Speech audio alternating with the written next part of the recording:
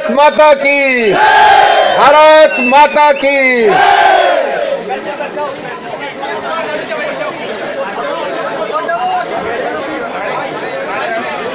आज के इस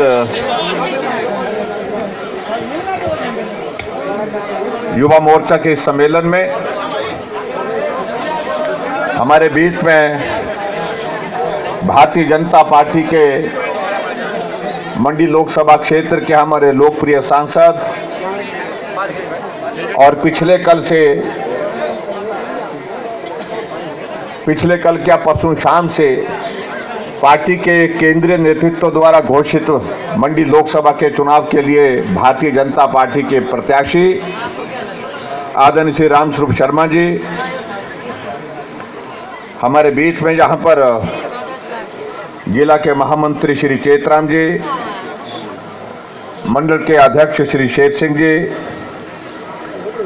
युवा मोर्चा के हमारे प्रदेश के महामंत्री श्री रजत ठाकुर जी, प्रदेश के हमारे युवा मोर्चा के सचिव टेक सिंह जी, जिला के हमारे युवा मोर्चा के अध्यक्ष श्री राकेश वालिया जी, मंडल के हमारे युवा मोर्चा के अध्यक्ष श्री देवेंद्र राणा जी, मंडल के महामंत्री श्री भीषम ठाकुर जी, श्री भागीरथ शर्मा जी, हमारे बीच में हमारे पार्टी के वरिष्ठ साथी प्रदेश कार्य समिति के सदस्य श्री गुलजारी लाल जी, श्री पीताम्बर जी, यहाँ हमारे बीच में हमारे पार्टी के पुराने साथी श्री डोलेराम जी,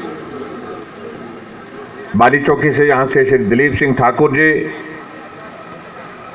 अन्य यहाँ पर पार्टी का सहयोग करने के लिए आए आनी विधानसभा क्षेत्र के हमारे महामंत्री श्री दूनीचंद जी, पार्टी के हमारे साथी श्री झाबेराम जी, युवा मोर्चा के सभी हमारे जुझारू पदाधिकारी और उपस्थित सभी भाइयों बहनों और प्यारे बच्चों, यहाँ आज युवा मोर्चा के सम्मेलन में मैं भारतीय जनता पार्टी के हमारे घोषित प्रत्याशी का आप सबकी ओर से, अपनी ओर से हार्दिक अभिनंदन करता हूं, स्वागत करता हूं। पिछले कल रात में शिमला से मंडी पहुंचा। शिमला में 2 कार्यक्रम थे और शिमला के जो घोषित प्रत्याशी सुरेश कश्यप जी के लिए काम करने के लिए पार्टी के साथियों से आग्रह किया और आज मंडी लोकसभा क्षेत्र में पार्टी के प्रत्याशी घोषित होने के बाद विधिवत अगर शुरुआत कहीं से हो रही है, बाली चौकी से हो रही है, और यहाँ आप सब लोगों ने जिस प्रकार के साथ हमारा और हमारे सांसद महोदय जी का अभिनंदन किया, स्वागत किया, इससे अपने आप लगता है कि आने वाले समय में मंडी लोकसभा क्षेत्र से भारतीय जनता पार्टी के सांसद के रूप में श्री रामस्वरूप शर्मा जी फिर दिल्ली बड़े बहुमत के साथ पहुंचने वाले हैं। और उसके साथ साथ मैं ये भी कह सकता हूं कि यहाँ ये भी आपने इस कार्यक्रम के माध्यम से एक संदेश दिया है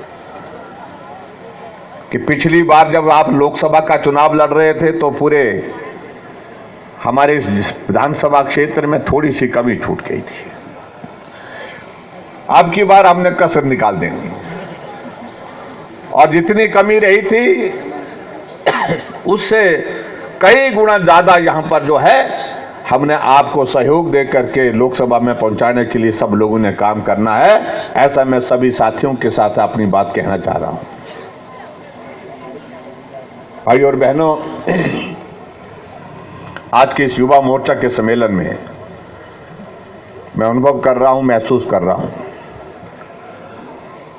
कि आप बारिश के बावजूद, मौसम खराब होने के बावजूद, सर्दी का मौसम, भीगते भीगते भी हमारी बात को सुन करके यहाँ पर जो है जाना चाहते हैं। स्वाभाविक रूप से आप सबका प्यार, आप सबका स्नेह, आप सबका सहयोग वही मेरी पूंजी है और उसी पूंजी के माध्यम से मैं आज जहां पहुंचा हूं उस सफर के साथी आप सब लोग रहे। वक्त अच्छा आया तो साथ रहे, वक्त साथ नहीं था, लेकिन तो भी आप साथ रहे। इसके लिए मैं आप सबका दिल की गहराइयों से बहुत बहुत धन्यवाद करना चाहता हूं। कल्पना नहीं की थी इन सारी चीजों की। मंडी में तो लोग बोलते रहते थे कि मुख्यमंत्री मंडी का होना चाहिए, ये हम देखना चाहते हैं। कौन होगा इस बारे में बहुत कहना कठिन होता था, लेकिन सराज विधानसभा क्षेत्र के लोगों ने तो कल्पना नहीं की थी कि 88 विधानसभा क्षेत्र में एक दौर ऐसा भी आएगा जहां पहला जो है पद जो है सरकार में रहते हुए हमारे इस विधानसभा क्षेत्र के एक सराजी एक कार्यकर्ता को जो है यहां से इस पार्टी के माध्यम से मिलेगा। अगर ये संभव हो पाया है, ये संभव तब हुआ है जब साथ मजबूत था। ये तब संभव हो पाया जब आप लोग चट्टान की तरह साथ चलते रहे। यहां बहुत सारे साथी हमारे पार्टी में आज शामिल हुए, मैं उनका सबका अभिनंदन करता हूं, स्वागत करता हूं अपनी पार्टी में, अपने परिवार में। यह क्रम पूरे हिमाचल प्रदेश में चल रहा है। और सराज विधानसभा क्षेत्र में जब से हमने काम की शुरुआत की, मुझे इस बात की खुशी है कि हमारा काफिला बढ़ता गया। पहला चुनाव लड़ा, 8000 वोट पड़े। दूसरा चुनाव लड़ा, जीता तो 16000 वोट पड़े। तीसरा चुनाव लड़ा तो 21000 वोट पड़े। और चौथा चुनाव लड़ा जो जाकर के हमारा आंकड़ा जो है वो 28000 तक पहुंचा। और यह पांचवा जब पहुंचा ये आंकड़ा आया तो हम 36000 पहुंचे। 36000 हम भी बढ़ते गए, आप भी बढ़ते गए, और ये साथ इस प्रकार से मजबूती के साथ आगे बढ़ता रहा। आज मैं इस बात को मैं कह सकता हूं कि सराज विधानसभा क्षेत्र में जहां विकास को जहां जिस रूप में देखना चाहते थे आप लोग, जिस रूप में आप सोचते थे ऐसा होना चाहिए, आपकी आकांक्षाओं को, आपकी अपेक्षाओं को पूरा करने की हम कोशिश कर रहे हैं। लेकिन उसके बावजूद आज मुझे काम से ज्यादा आप लोगों के ध्यान में, आप लोगों के बीच में ये बात जरूर कहनी है, काम कभी खत्म नहीं होंगे। हमारी जिंदगी खत्म हो जाएगी लेकिन काम फिर भी रह जाएंगे।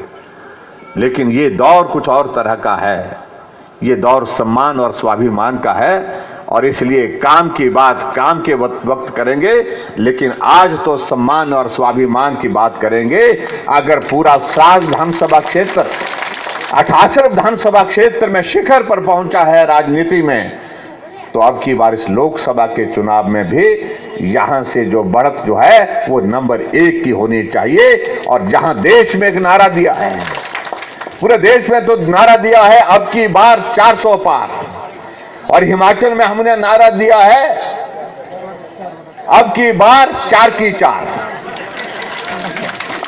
और सराज विधानसभा क्षेत्र में अब की बार 30,000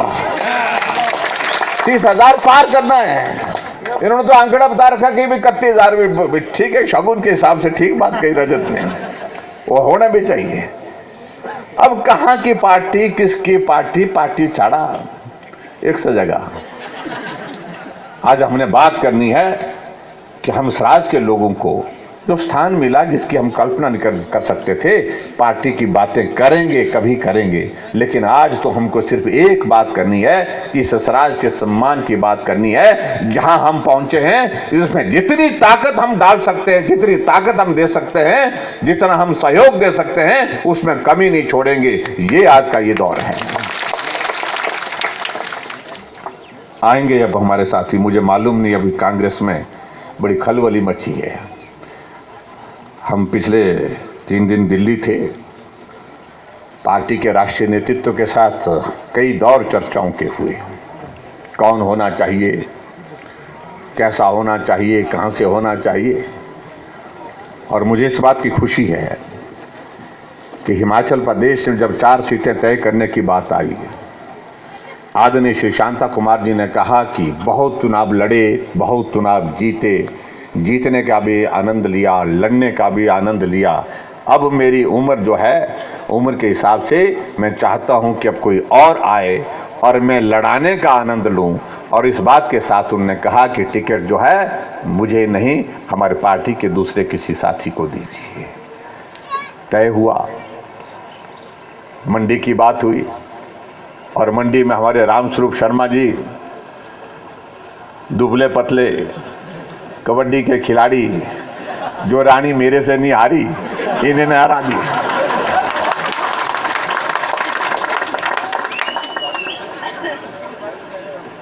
रानी तो मां थी, सुबह छुट्टी कर नहीं सो, लेकिन ऐसी कबड्डी हमने मारी की बस। कई बार कई चीजों का जिक्र मैं करता हूं, यहां रामस्वरूप जी बैठे हैं यहां। एक बार मेरे को कहा कि भी इलेक्शन लड़ना, बीच में कहा ना आपने बोला ना मैंने सोचा था कि पार्टी ने बोला कि भाई राज्य की सरकार बनी, राज्य ने तो एमपी की पद छोड़ दिए। एमपी का पद छोड़ने के बाद वो बन गए मुख्यमंत्री, और मुख्यमंत्री बनने के बाद मंडी का लोकसभा का चुनाव आ गया बीच में। मैं विधायक बनाया था, मुझे विधायक बना करके भेजा था आप लोगों ने उस वक्त भी, 2013 की बात है। अभी वीरभद्र सिंह की सरकार को बने हुए 3 महीने हुए थे तो चुनाव हो गया, राज्य ने रानी खड़े कर दी। तो सब भी ने सोचा कि मौज लगे, 2 काम करने राज्य, 2 करने रानी, 4 काम होने।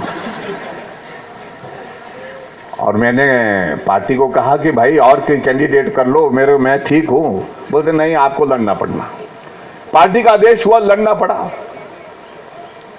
और हार गया बड़ा तसल्ली से। एक कब उठी था भाई, ये जितने भैंस बहुत थी हारू पक मेरे सराजी बोलू भारत दूजी दाई था 10 बड़ा कान ढाके दूजी ने करने यहाँ तू लोड़ी दे बुला मार शूज 2 जुड़ लगा बुलू दिल्ली कहा जाना बुध ना जाना बुधू ना कर जोर है बुधू। आया लोकसभा का चुनाव, जनरल इलेक्शन 2014 में। पार्टी वाले मेरे को फिर ढूंढने लगे, मैं लगे ना करने भाई नहीं लड़ना। बोल लड़ना पड़ना क्या आपको, बोलते इलेक्शन बोलते हैं। मैंने कहा मैंने नहीं लड़ना भाई, मैं विधायक ठीक हूं। पार्टी अंत तक कहती रही। शाम को टिकट का फैसला होना था और दिन में 3 बजे मुझे पार्टी के अध्यक्ष जी का फोन राजनाथ सिंह जी का है। तो मुझे कहा, वो जयराम सिंह बोलते हैं मेरे को, जयराम सिंह बोलते हैं अब क्या करना मंडी का। मैंने कहा जी मैं नहीं लड़ना। वो तो किसको लड़ाना फिर? तो मैंने कहा रामस्वरूप जी हैं। बोले पक्का नहीं लड़ना आपने? आप क्या कर रहे हैं, मोदी जी की लहर है, बोलते इस लहर में चुनाव लड़ो, जीतोगे, मंत्री बनाएंगे आपको। मैंने कहा नहीं लड़ना। मेरे सराजी ने ना की है मेरे को, और मुझे कहने लगे आपको ये सलाह कौन दे रहे हैं? मैं कहा वो दे रहे हैं सलाह जो मेरे पक्के साथी है, जो मेरे को दिल से प्यार करते हैं, दिल से चाहते हैं। की नाम है टिकट रामस्वरूप जी को हुआ, बोलते हम दे रहे हैं टिकट। फिर मुझे कहा एक काम कि टिकट तो दे दिया, अब लड़ाने की जिम्मेवारी आपकी है, जिताने की जिम्मेवारी। मैंने कहा मैं करूंगा इस काम को भाई। लगे हम काम करने, रामस्वरूप जी हम लोग दौड़े भागे, मेहनत की, और मेहनत करने के बाद परिणाम ये हुआ कि जो कांग्रेस के बोल रहे थे कि 3.5 लाख से जीतेंगे, कई तो लगे बोल रहे 5 लाख आगे जितना बोलूं। मैं भी सोचने लगा थोड़ी देर के लिए। फिर इनको लगता था, वो देखते थे ना रामस्वरूप, देखते नहीं रामस्वरूप ये दुबला पतला, ये क्यों इलेक्शन लड़ना पूछो। और भाई जहां रामस्वरूप जी कबड्डी के खिलाड़ी रहे हैं, कबड्डी मारते मारते जो है वो दुबला पतला आदमी भी जो है वो जा करके जो 4 नंबर लेकर के आ जाता है।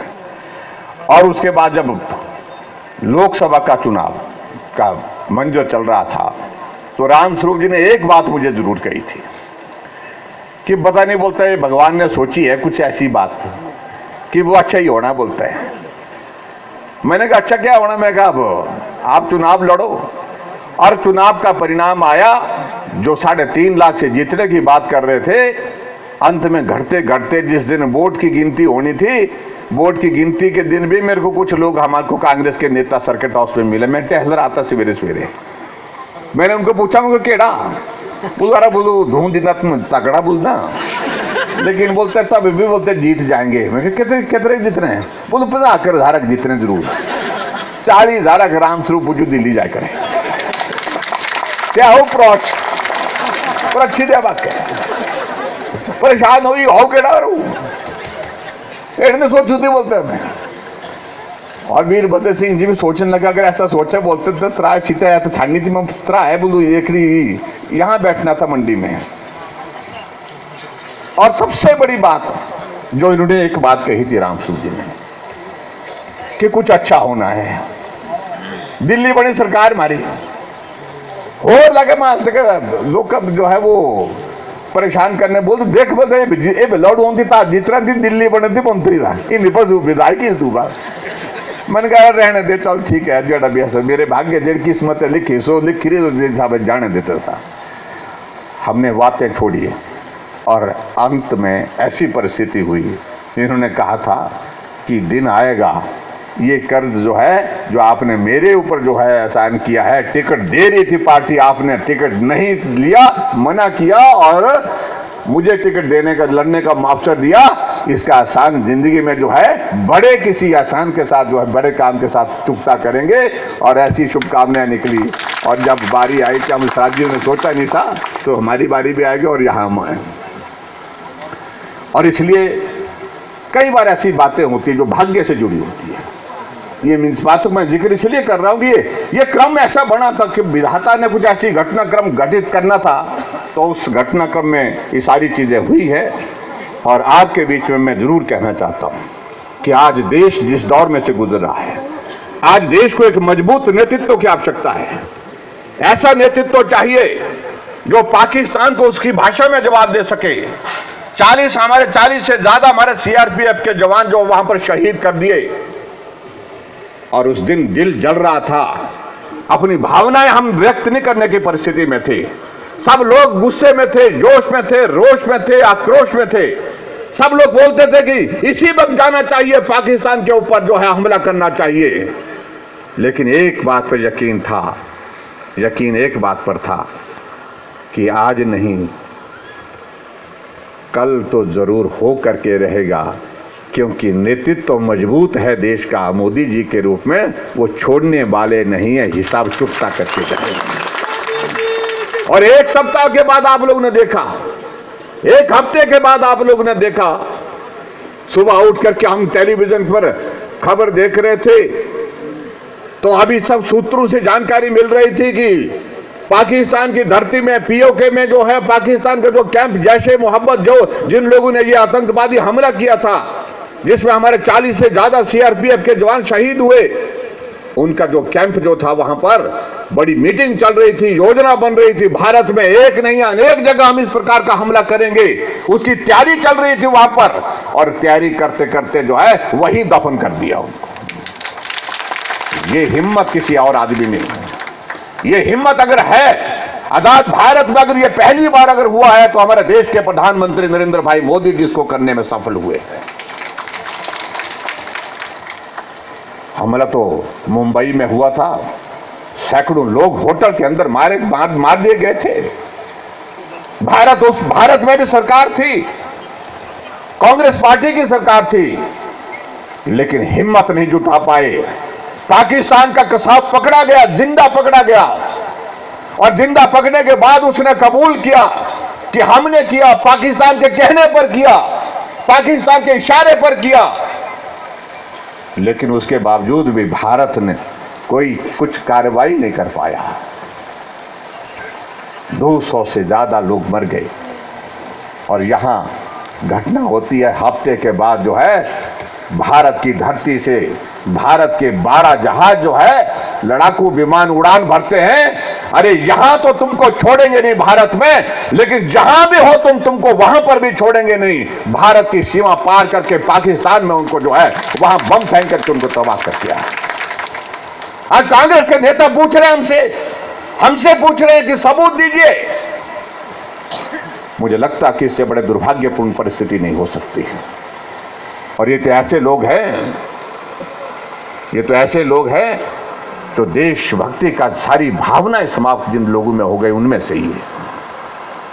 मैं इस बात को कह सकता हूं, आज पाकिस्तान का टेलीविजन देखिए, मीडिया देखिए, उनका पाकिस्तान रो रो करके चिल्ला चिल्ला करके कह रहा है कि हम बर्बाद हो गए, पाकिस्तान को की धरती पर भारत ने हमला कर दिया।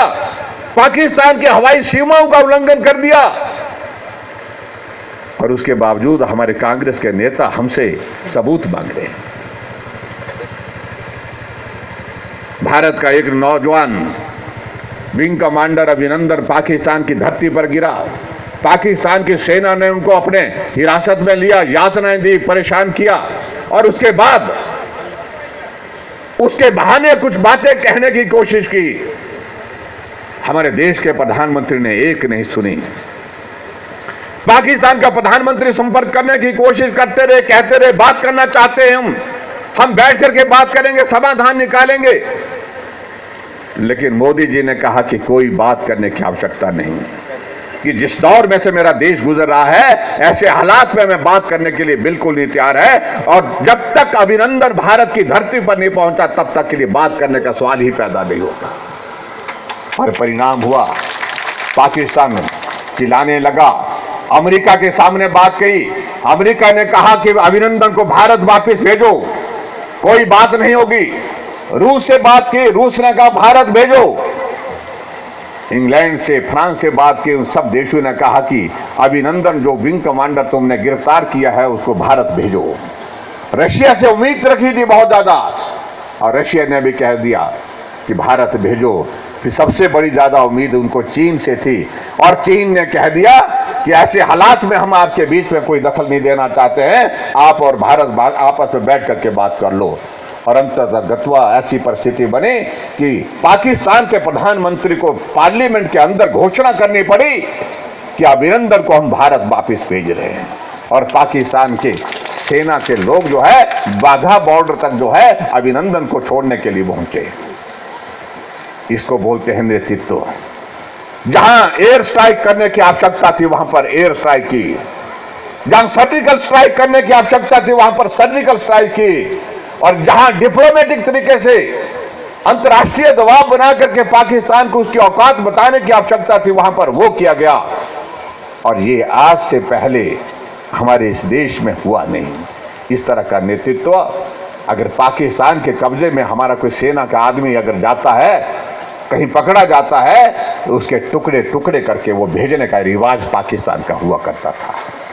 आज अभिनंदन को छोड़ना पड़ा और उसके बावजूद हमारे विपक्ष के लोग, हमारे कांग्रेस के लोग जिस प्रकार से सारी बातों को कह रहे हैं, आज पूरी देश की जनता उनको मुंह तोड़ जवाब देना चाहती है।